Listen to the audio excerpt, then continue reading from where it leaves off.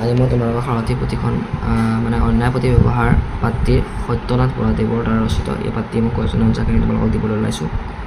সাৰথি পুথিখন কাৰ ৰচনা? সাৰথি পুথিখন সত্যনাথ বৰাদেৱৰ ৰচনা। কি নজনাৰ নিমিত্তে বহুত মানুহে জীৱনত নানাবিধ উপদ্ৰৱ ভুগিবলৈ পায়? সজ ব্যৱহাৰ নজনাৰ নিমিত্তে। কোন শ্ৰেণীৰ মানুহৰ শত্ৰু সৰহ? কোন শ্ৰেণীৰ মানুহৰ শত্ৰু সৰহ? খেংখেঙীয়া মানুহৰ শত্ৰু সৰহ। সজ ব্যৱহাৰৰ অনুপান কি? নম্ৰতা সজ ব্যৱহাৰৰ অনুপান। মনত অহংকাৰ ৰাখি মুখত নম্ৰ হ'লে মানুহক কি কৰা হয়? ফুচলোৱা হয়। এই শ্ৰেণীৰ মানুহৰ স্বভাৱ নিচেই পাতল। যি ব্যক্তিয়ে লগৰীয়াৰ ওচৰত মানুহৰ সকলোবোৰ কথা খুচৰি কৈ দিয়ে তেওঁলোকৰ স্বভাৱ নিচেই পাতল।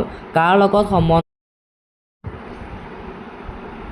লগত সম্বন্ধ ৰাখিলে সততাক প্ৰশ্ৰয় দিয়া হয়? সঠৰ লগত থাকিলে সততাক প্ৰশ্ৰয় দিয়া হয়। বহল ব্যাকৰণ পুথিখন কাৰ ৰচনা?